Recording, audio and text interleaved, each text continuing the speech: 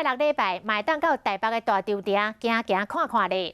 大稻埕过去是北部重要的贸易港口，若即摆迪化街、南北汇、中药行，还佫有求姻缘的下海城隍庙，拢真出名。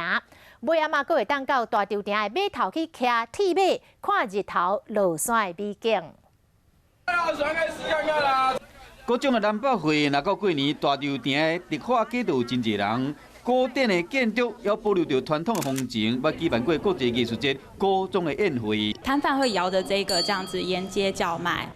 内面有560年代吃冰的鸡丝，这是迪化街2007博物馆将旧厝注入新生命。